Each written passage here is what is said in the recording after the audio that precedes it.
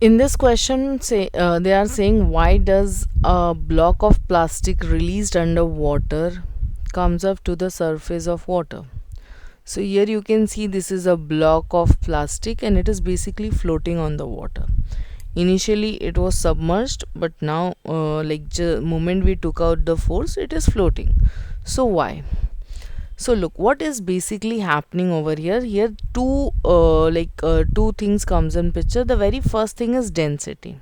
Okay, the first thing that comes is density.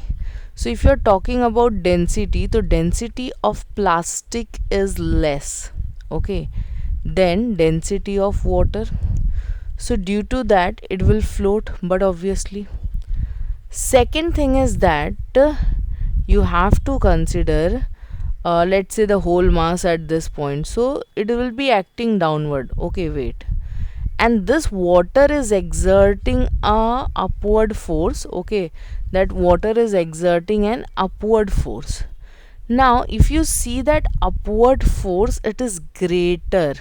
So here I am taking this point, this is the weight which is acting downward, and what we have over here, it is a buoyant force. Okay, that is an upward force this plastic block is experiencing.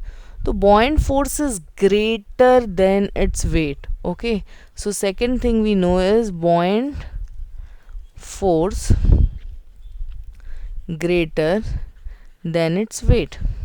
So anyway, you can state your answer in such a manner: a block of plastic released under water comes up because the density of plastic is less than that of density of water, and the buoyant force acting upward on uh, it is greater than its weight. So these two reasons are responsible that it is floating on the surface. Thank you.